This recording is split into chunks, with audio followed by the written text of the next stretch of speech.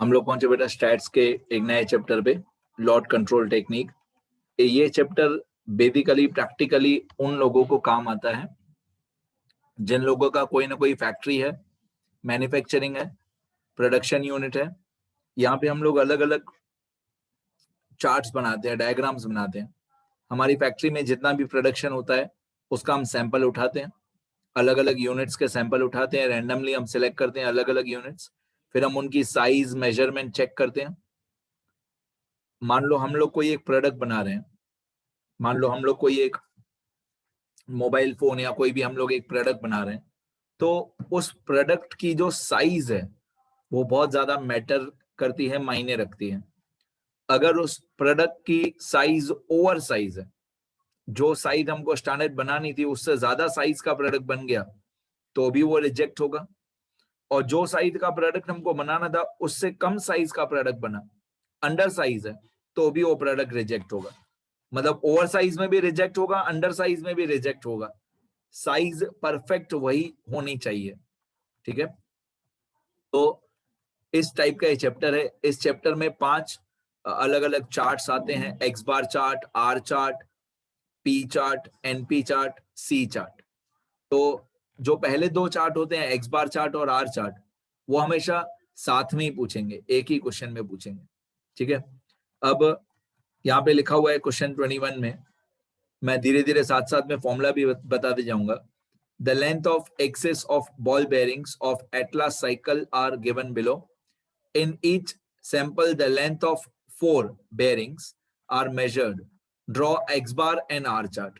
तो ये दोनों चार्ट हमेशा साथ में ही पूछेंगे, एक्स बार चार्ट और आर चार्ट। बाकी के 3 चार्ट अलग अलग से पूछेंगे, इंडिविजुअली एक एक करके, लेकिन ये दोनों चार्ट हमेशा साथ में ही पूछेंगे। अब ये वैल्यूज हमेशा आपको question, small n equal to 4, small n मतलब साइज ऑफ सैंपल। आप देख रहे हो यहाँ पे सैंपल नंबर लिखा हुआ है, सैंपल नंबर 1, मतलब आप मान लो डेट नंबर 1, पहली डेट पे हमने बॉल बेयरिंग्स के, हमारी फैक्ट्री में से बॉल बेयरिंग्स के 4 बॉल बेयरिंग्स हमारी फैक्ट्री में से रैंडमली सिलेक्ट की। तो जो पहली बॉल बेयरिंग है उसकी length of axis in centimetre था 27, दूसरी बॉल बेयरिंग का लेंथ ऑफ एक्सिस था 29 सेंटीमीटर, तीसरी का था 24 और चौथी का था 15 सेंटीमीटर। तो एक ही दिन पे हमने 4 बॉल बेयरिंग्स उठाई, उनका लेंथ ऑफ एक्सिस ये अलग अलग सेंटीमीटर था। तो ये जो सैंपल नंबर 1 हुआ, ये सैंपल 1 हुआ, लेकिन इस एक सैंपल में 4 ऑब्जर्वेशंस हमने सिलेक्ट की, मतलब 4 बॉल बेयरिंग्स हमने सिलेक्ट की। तो जो 4 हमने बॉल बेयरिंग सिलेक्ट की उसको बोलते हैं small N, size of sample. मतलब हमने 4 बॉल बेयरिंग सिलेक्ट की, ये हमारा साइज ऑफ सैंपल हुआ। अब ये A2 0.73, D3 0, D4 2.28, ये सब फॉर्मूला में काम आएगा, A2 D3 D4, और ये हर क्वेश्चन में, क्वेश्चन पेपर में दिया हुआ होगा, A2 D3 D4 दिया हुआ होगा, ठीक है। अब मैं सबसे पहले ये 4, 0.73, 0 और 2.28 पहले ये दिखा देता हूं मैं आपको कि मैंने सेम ऊपर से कॉपी किया है। देखो ये 4, ये 0.73, ये 0 और 2.28, ये मैंने ऊपर क्वेश्चन में कॉपी किया है। For small n equal to 4, A2 इतना, D3 इतना, D4 इतना, ठीक है। अब क्वेश्चन की सारी वैल्यूज आंसर में कॉपी की हुई है मैंने एक्चुअली सारा आंसर पहले से ही सॉल्व कर दिया है। तो x1 में 27 से लेकर, x1 में 27 से लेकर 23 तक, x2 में 29 से लेकर 23 तक, x3 में 24 से लेकर 27 तक, और x4 में 15 से लेकर 36 तक। ये सारी वैल्यूज मैंने नीचे एक टेबल बनाया है आंसर में, और ये सब सेम कॉपी किया है। ये सैंपल नंबर जो है 1 से लेकर 15 तक, वो भी सेम कॉपी किया हुआ है, क्वेश्चन में दिया हुआ है। मेरे कहने का मतलब है ये सैंपल नंबर से लेकर x4 तक, यहां तक क्वेश्चन में दिया हुआ है। ये पूरा टेबल वैल्यूज क्वेश्चन में दी हुई है, सैंपल नंबर से लेकर x1 x2 x3 x4। अब मीन निकालना है हम लोगों को, मीन मतलब x बार, मीन मतलब x बार हम लोगों को फाइंड करना है हर एक सैंपल का। तो हम मीन कैसे निकालते थे बचपन में, some of observations upon number of observations. तो ये 4 ऑब्जर्वेशंस हैं, 27, 29, 24, 15।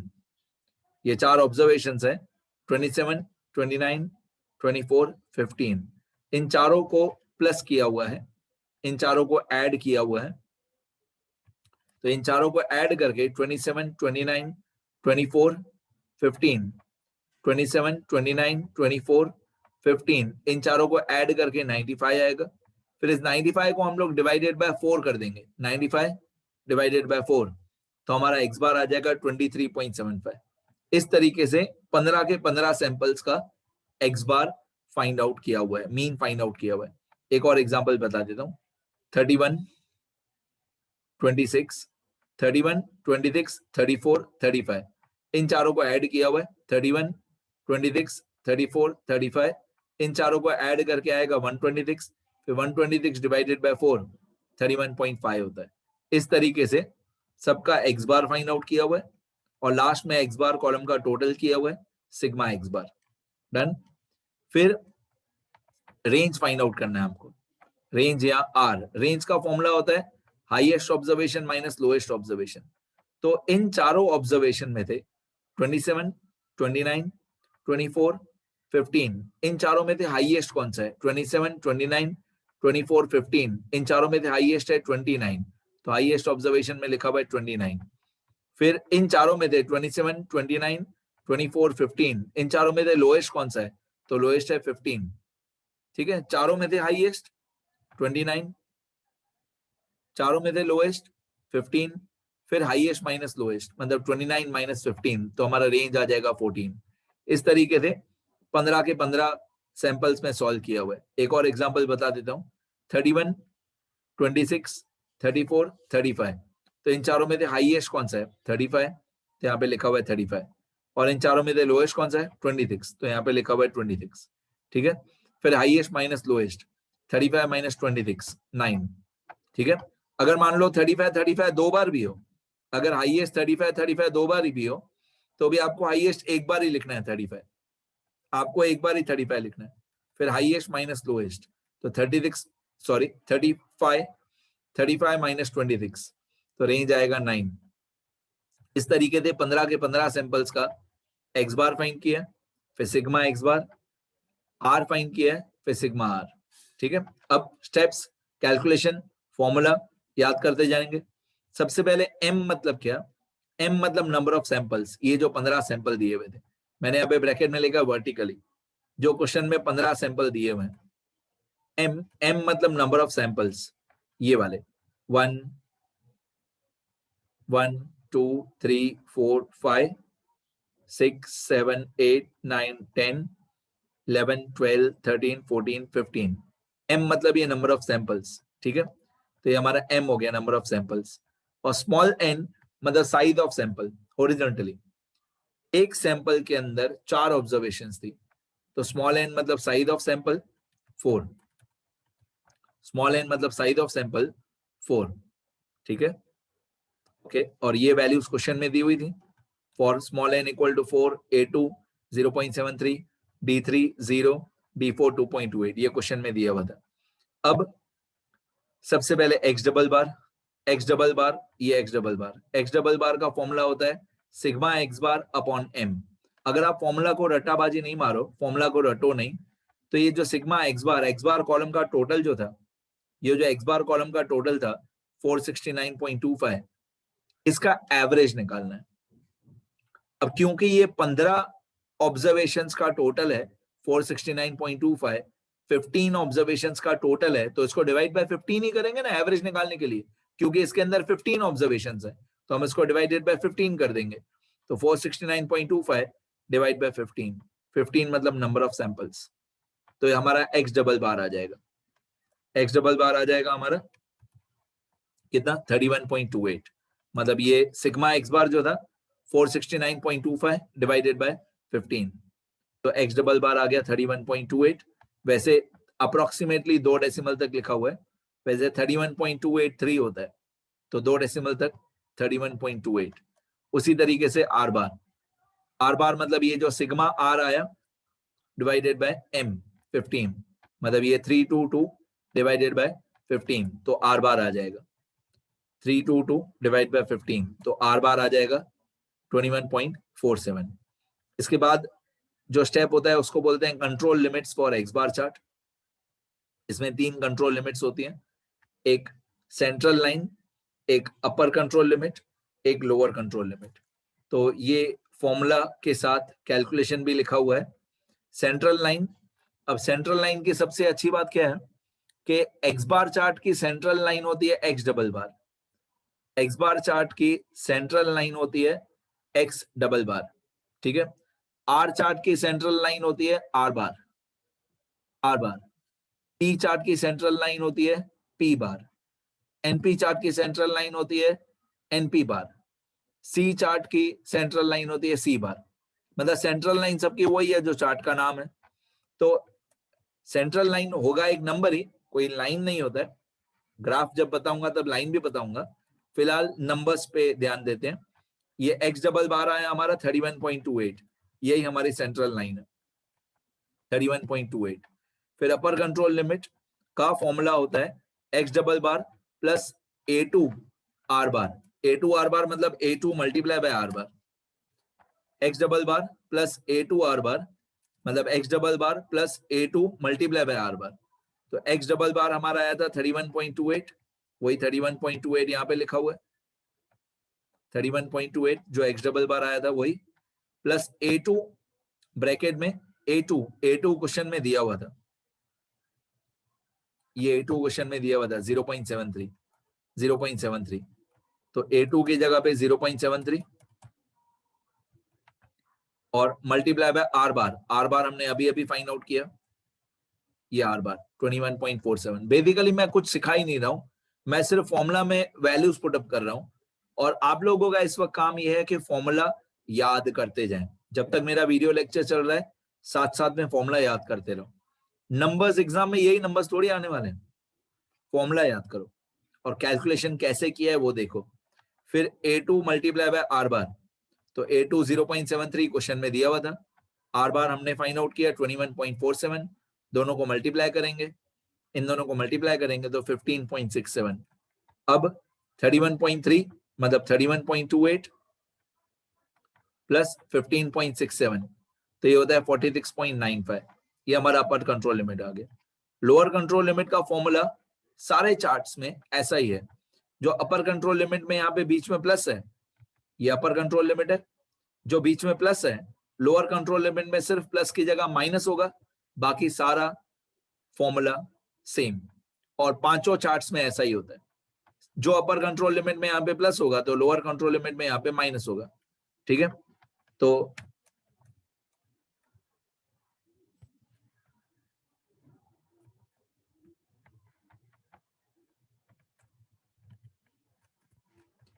एक्स डबल बार माइनस A2 आर बार, अब एक्स डबल बार था हमारा 31.28, ये एक्स डबल बार 31.28, यहाँ पे प्लस की जगह, यहाँ पे प्लस की जगह पे माइनस हो जाएगा, ये 0.73 सेम और ये 21.47 वो भी सेम, सिर्फ प्लस की जगह पे माइनस। और आगे अब 31.28 सेम, 31.28 सेम माइनस, इन दोनों को मल्टीप्लाई करेंगे पहले, तो 0.73 मल्टीप्लाई बाय 21.47 ये होगा 15.67 और 31.28 माइनस 15.67 तो आंसर आएगा 15.61। ये लोअर कंट्रोल लिमिट आ गया एक्स बार चार्ट का। अब इसको 2 मिनट के लिए छोड़ देंगे, इसका एक ग्राफ बाकी है एक्स बार चार्ट का और एक 2 लाइन का कंक्लूजन आता है वो बाकी है, पर वो 2 मिनट के बाद करेंगे। अब आर चार्ट, आर चार्ट की control limits for R chart. पहला स्टेप होता है सेंट्रल लाइन, सेंट्रल लाइन जो आर बार आया था, तो हमारा आर बार आया था ये वाला 21.47, ये आर चार्ट का सेंट्रल लाइन 21.47, ये 21.47। फिर अपर कंट्रोल लिमिट, तो इसके अपर कंट्रोल लिमिट का फॉर्मूला होता है D4 मल्टीप्लाई बाय आर बार, इसमें D4 क्वेश्चन में दिया हुआ था 2.28, मैं दिखा देता हूं आपको, ये D4 क्वेश्चन में दिया हुआ था 2.28, तो D4 2.28 मल्टीप्लाई बाय आर बार 21.47, इन दोनों को मल्टीप्लाई करेंगे तो 48.94, ठीक है। फिर lower control limit, lower control limit का फॉर्मूला होता है D3 R बार। अब D3 इक्वल टू 0 क्वेश्चन में दिया हुआ था, आप क्वेश्चन में देख सकते हो, मल्टीप्लाई बाय R बार ये वाला 21.47, तो 0 मल्टीप्लाई बाय 21.47 इक्वल टू 0।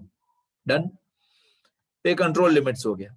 इसके बाद दोनों का अलग अलग एक डायग्राम बनेगा, एक डायग्राम एक्स बार चार्ट का बनेगा, एक डायग्राम आर चार्ट का बनेगा। मेरा डायग्राम पहले से बनाया हुआ है, ग्राफ, मेरे कहने का मतलब है ग्राफ मैंने पहले से ड्रॉ करके रखा है, बट देखने में बहुत इजी है। जब आप लोग खुद उसको ड्रॉ करोगे एक्स बार को, तो ग्राफ पेपर पे पॉइंट्स प्लॉट करना मुश्किल होगा। मेरे पास तो पीसी लैपटॉप है, तो मेरा ग्राफ ऑटोमेटिकली ड्रॉ हो गया। मैंने कुछ रेंज सिलेक्ट किया और ड्रॉ चार्ट किया, तो ग्राफ पेपर अपने आप बन गया। आप लोगों को मैन्युअली ग्राफ पेपर पे इसकी पॉइंट्स प्लॉट करना थोड़ा मुश्किल होगा, तो थोड़ी बातें ध्यान से सुनेंगे। ये एक्स बार चार्ट का डायग्राम है, ग्राफ पेपर है, ठीक है। अब पहली बार देखने में बहुत ज्यादा इंफॉर्मेशन लगेगी, पर मैं धीरे धीरे समझाता हूं।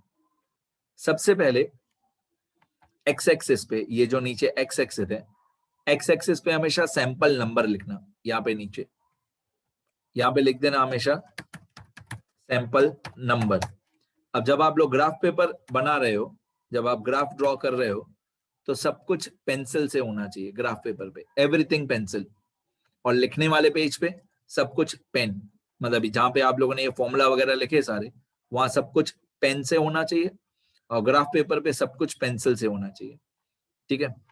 अब आपको क्या करना है, सबसे पहले टेबल में जाना है, जो हमने स्टार्टिंग में टेबल या स्केड्यूल बनाया था, उसमें एक्स बार की वैल्यूज देखनी है, हाईएस्ट और लोएस्ट क्या है एक्स बार के कॉलम में से।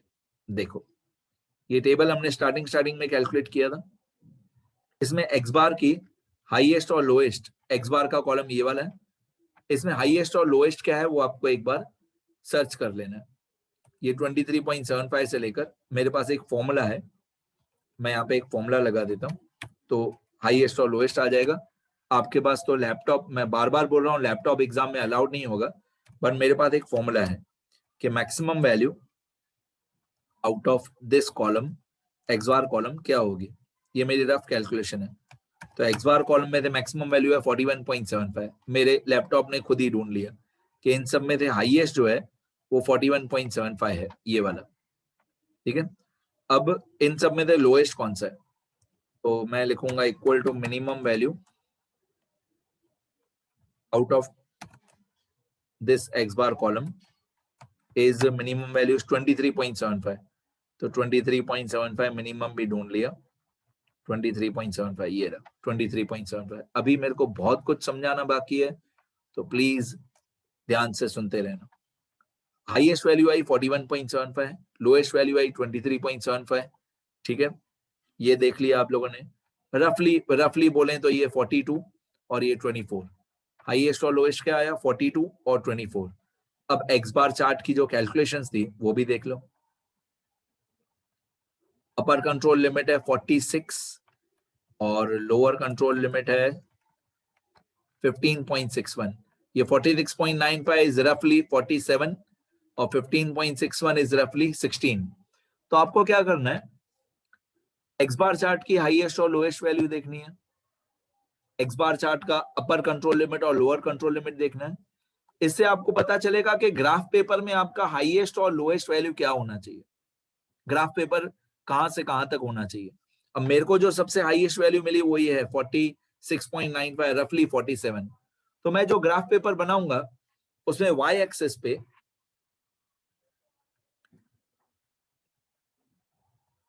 वाई एक्सिस मतलब ये जो वर्टिकली वाई एक्सिस होता है, ये जो वर्टिकली वाई एक्सिस होता है, इसमें मेरे को 47 तक जाना है। तो मैं स्टार्ट करूंगा ऑब्वियसली 0 से, और स्केल मेजरमेंट में क्या लूंगा कि 1 सेंटीमीटर में मैं 5 यूनिट्स लूं या 10 यूनिट्स लूं या 15 यूनिट्स लूं या 20 यूनिट्स लूं, तो मैं 1 सेंटीमीटर में 5 यूनिट्स ले लूंगा।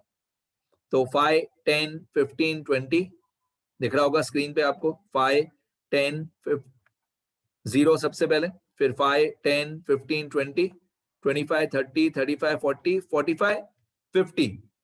तो मेरा 10 लाइन में, 10 हॉरिजॉन्टल लाइन में मेरा हाईएस्ट और लोएस्ट वैल्यू आ जाएगा, ठीक है। अब मेरे को पॉइंट्स प्लॉट करनी है। क्लियर यहां तक? अब मैं क्या करूंगा, यूसीएल, एलसीएल और सीएल, इसकी वैल्यूज देखूंगा कितनी थी और 3 हॉरिजॉन्टल लाइन बनाऊंगा। अभी बहुत पिक्चर बाकी है, बहुत कुछ एक्सप्लेन करना बाकी है, तो प्लीज ध्यान से सुनते रहना। ये आपको देखने में जितना इजी लग रहा है, जब आप खुद ग्राफ पेपर पे ड्रॉ करोगे इतना इजी नहीं है। ओके, अब एक्स बार चार्ट का सेंट्रल लाइन था 31.28। ये ग्राफ पेपर पे एग्जैक्टली 31.28 प्लॉट करना थोड़ा मुश्किल है। 31.28 ये हमारा ग्राफ पेपर। तो मैंने जो सेंट्रल लाइन बनाई है, आप देखोगे यहाँ पे ये 30 है, ये 35 है। तो 31.28, 30 से, अगर आपके पास ऐसा ग्राफ पेपर है जिसमें 30 और 35 के बीच में, आपके ग्राफ पेपर पे 30 और 35 के बीच में 10 पतली पतली लाइन है, छोटी छोटी लाइन है। अब आपको ढूंढना है 31.28, तो 0.28 को तो भूल जाओ, 31 आप ढूंढ लोगे। 31 होगा ये 30 से 2 पतली लाइन ऊपर 31 होगा। अगर 30 और 35 के बीच में 10 लाइन है, 10 छोटी छोटी लाइन है 30 और 35 के बीच में, तो 31 कहां पे होगा? 31 होगा 30 से 2 लाइन ऊपर, 2 पतली लाइन ऊपर 31। वहां पे एक हॉरिजॉन्टल लाइन बना देना और लिख देना सेंट्रल लाइन। ठीक है, यहाँ पे सेंट्रल लाइन लिख के बाजू में ब्रैकेट में लिख देना 31.28। ये सेंट्रल लाइन जो है, मेरे पास जगह नहीं है लिखने की, यहाँ पे ब्रैकेट में लिख देना सेंट्रल लाइन लिख के,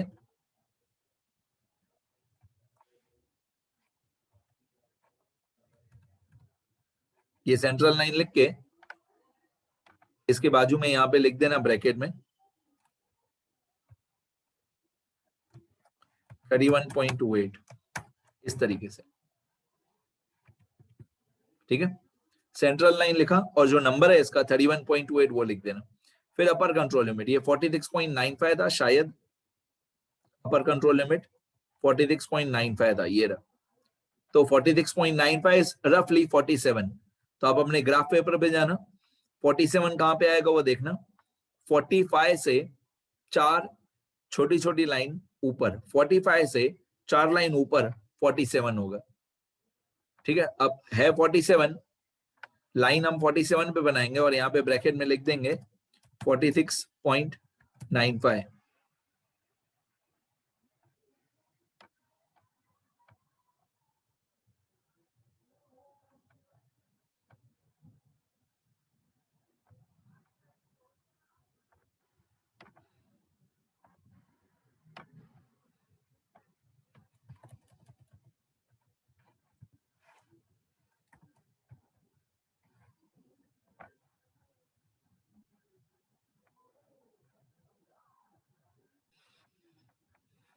तो इस तरीके से नंबर लिख देना 46.95 अपर कंट्रोल लिमिट। ठीक है, अब लोअर कंट्रोल लिमिट का जो नंबर हो लोअर कंट्रोल लिमिट में लिख देना। तो lower control limit x bar chart का था 15.61, ये एक्स बार चार्ट का लोअर कंट्रोल लिमिट 15.61। अब 15.61 इज अप्रोक्सीमेटली 16 या 15.5 आप बोल सकते हो। अब 15.5 कहां पे आएगा? 15.5 आएगा, 15.5 आएगा 15 से एक पतली लाइन ऊपर, 15 से एक पतली लाइन ऊपर 15.5, वो यहाँ पे ब्रैकेट में नंबर लिख देना 15.61 जो भी नंबर है। तो ये आपकी 3 हॉरिजॉन्टल लाइन बन गई, अपर control limit, lower control limit और सेंट्रल लाइन। इतना करने के बाद आपको अपने टेबल में जाना है, शेड्यूल में जो स्टार्टिंग में टेबल की कैलकुलेशन लिखी थी। अब ये देखना है कि सैंपल नंबर 1, ये सैंपल नंबर 1 के सामने एक्स बार है 23.75, इसको ग्राफ पेपर पे प्लॉट करना है। सैंपल नंबर 1 के सामने 23.75 अप्रोक्सीमेटली 24, क्योंकि एग्जैक्टली तो 23.75 मिलेगा नहीं आपको। तो सैंपल नंबर 1 के सामने 24 पे आपको एक पॉइंट प्लॉट करनी है।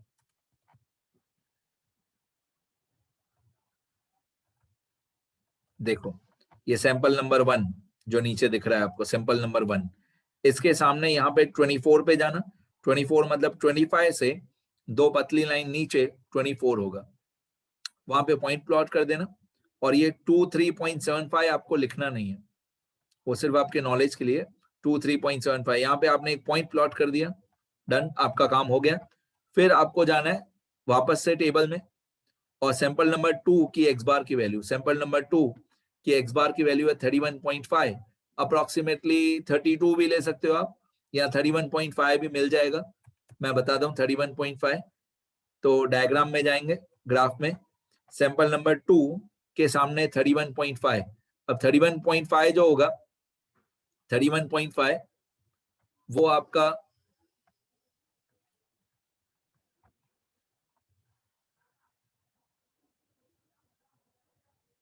जो 31.5 होगा वो आपका 30 से 3 पतली लाइन ऊपर होगा, 30 से 3 पतली लाइन ऊपर 31.5 आएगा, डन। अब मैं और टाइम वेस्ट नहीं कर रहा हूं, इस तरीके से सैंपल नंबर 2 का 31.5, फिर सैंपल नंबर 3 का 35, फिर सैंपल नंबर 4 का 33.75, इस तरीके से पहले पॉइंट्स प्लॉट कर देना। पॉइंट्स प्लॉट हो जाने के बाद उन सारी पॉइंट्स को कनेक्ट कर देना, सैंपल नंबर 1 की पॉइंट, सैंपल नंबर 2 की पॉइंट, सैंपल नंबर 3, 4, 5, 6, 7, 8, 9, 10, 11, 12, 13, 14, 15, इस तरीके से 15 के 15 जो सैंपल पॉइंट्स हैं उनको एक स्केल और पेंसिल लेके सबको कनेक्ट कर देना। 15 के 1 से लेकर 2 जाना, ऐसे नहीं 1 से लेकर सीधा 15 चले गए, पहले 1 से 2 को कनेक्ट करना, 2 से 3 को, 3 से 4 को, इस तरीके से सबको कनेक्ट करना। अब लास्ट कंक्लूजन ये कि अगर ये सारी पॉइंट्स सैंपल नंबर 1 का एक्स बार, सैंपल नंबर 2 का एक्स बार, सैंपल नंबर 3 का एक्स बार, अगर ये सारी जो आपको यहाँ पे ग्राफ पेपर में ब्लू लाइन दिख रही है, अगर ये ब्लू लाइन की सारी वैल्यूज, एक्स बार कॉलम की सारी वैल्यूज यूसीएल और एलसीएल के बीच में हो, अगर एक्स बार कॉलम की जो 15 वैल्यूज हैं वो सारी वैल्यूज अपर कंट्रोल लिमिट और लोअर कंट्रोल लिमिट के बीच में हो, तो हमारा production quality is under control. अब कंक्लूजन देखो, conclusion, as all the values of x bar fall between UCL and LCL, so the process is under control from viewpoint of average, that is x bar chart। अब आपको लग रहा होगा सब खत्म हो गया, बहुत कुछ बाकी है, सब खत्म नहीं हो गया, सुनते रहो। अगर हमारे x बार की 15 की 15 वैल्यूज, अगर हमारे x बार की 15 की 15 वैल्यूज जो हमने टेबल बनाया उसकी 15 वैल्यूज यूसीएल और एलसीएल के बीच में है, ये सारी वैल्यूज, सेंट्रल लाइन को छोड़ दो, सेंट्रल लाइन को थोड़ी देर के लिए भूल जाओ, अगर ये सारी ब्लू लाइन वाली वैल्यूज यूसीएल और एलसीएल के बीच में है तो process is under control, process is under control from view point of X bar chart. ठीक है, अब थोड़ा उल्टा सोचते हैं, अगर एक भी ये ब्लू लाइन वाली वैल्यू, मतलब एक्स बार कॉलम की एक भी वैल्यू यूसीएल के ऊपर हो, अगर एक भी वैल्यू 46.95 से बड़ी हो तो process is out of control, और अगर एक भी वैल्यू एलसीएल से नीचे हो, एलसीएल 15 पॉइंट समथिंग था, 15.61 समथिंग, अगर एक भी वैल्यू एक्स बार की वैल्यू 15.61 से कम हो, नीचे हो, तो भी process is out of control. ठीक है, मतलब ऊपर से ऊपर हो, यूसीएल से ऊपर तो भी आउट ऑफ कंट्रोल, यूसीएल से ऊपर हो तो भी आउट ऑफ कंट्रोल, और एलसीएल से नीचे हो, एलसीएल से नीचे हो तो भी आउट ऑफ कंट्रोल। तो अंडर कंट्रोल कब होगा?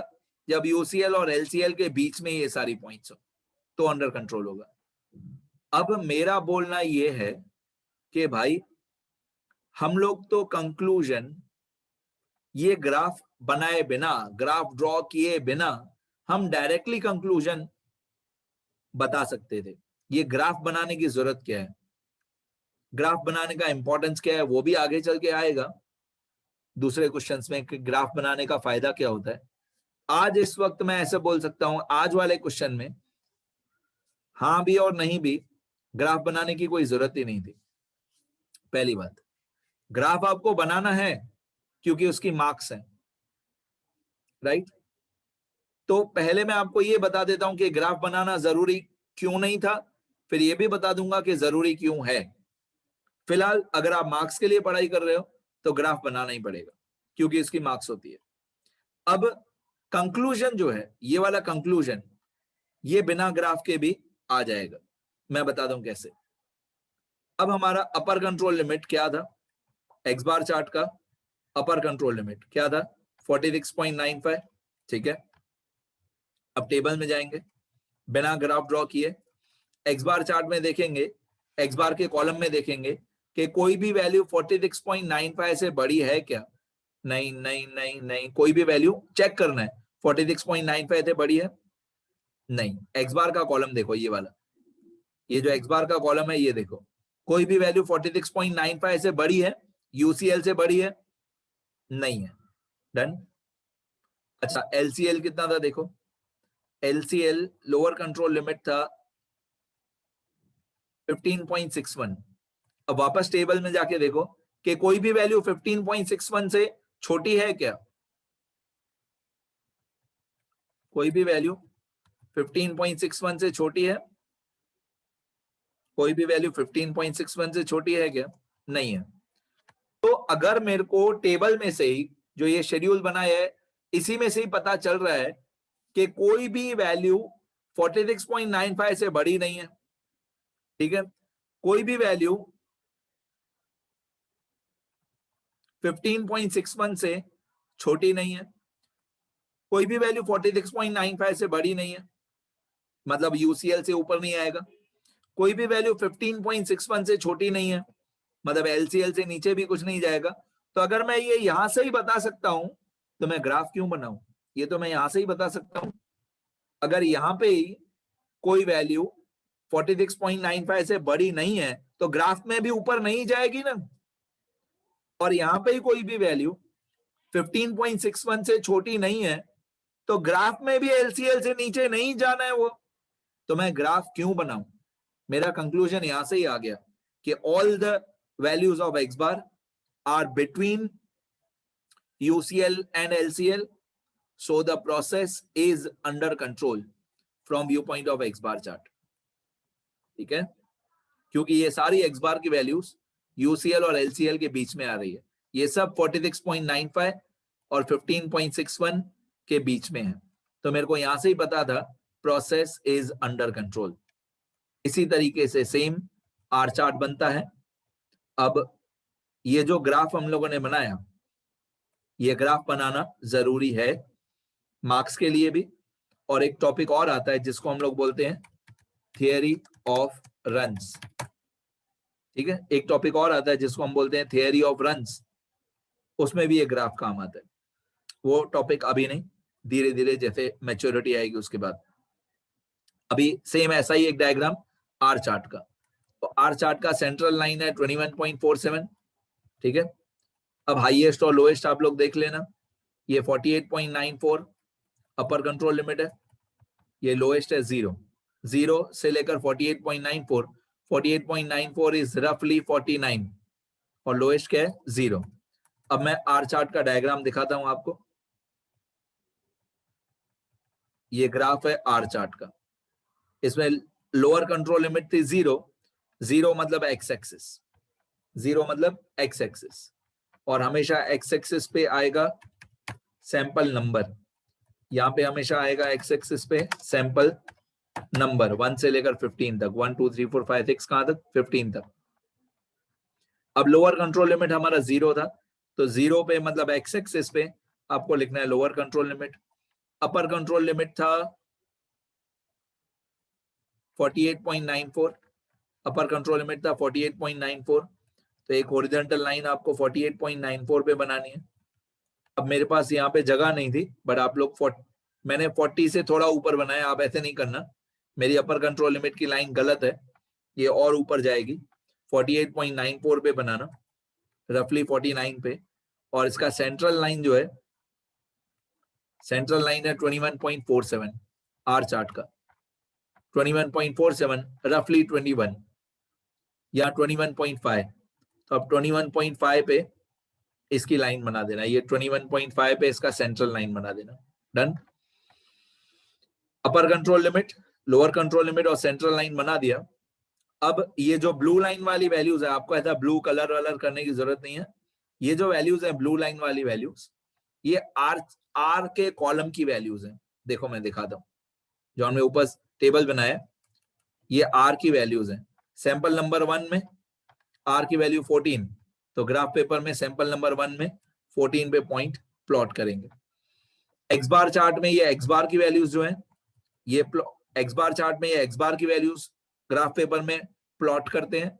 आर चार्ट में ये आर की वैल्यूज ग्राफ पेपर पे प्लॉट करते हैं।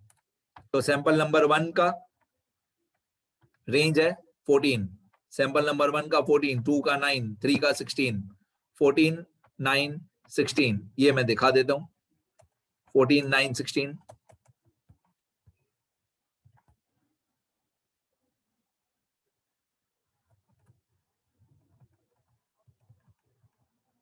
ये आर चार्ट, सैंपल नंबर 1 में 14, ये सैंपल नंबर 1 और पॉइंट प्लॉट किया हुआ है 14 पे।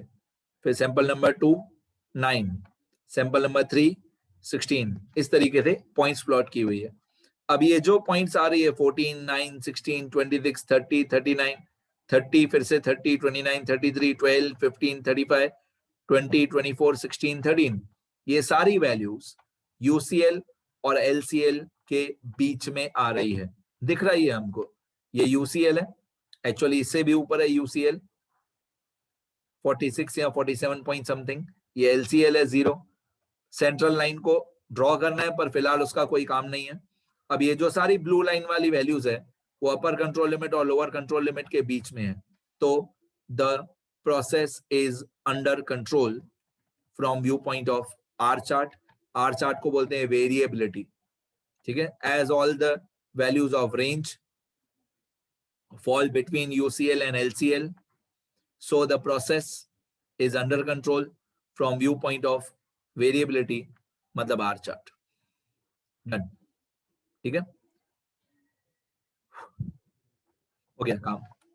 अब ये कंक्लूजन लिखना जरूरी है दोनों चार्ट्स का, और दोनों चार्ट में डायग्राम बनाना जरूरी है।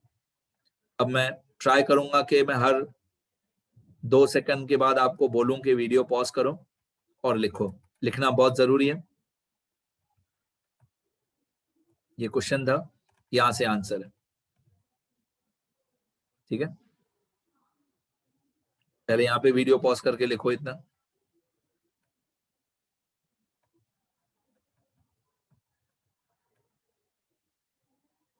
फिर यहाँ पे पॉज करके लिखो,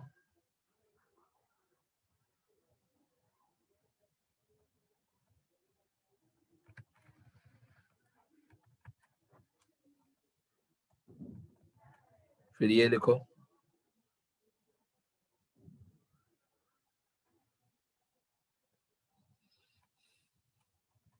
फिर ये control limits for X bar chart,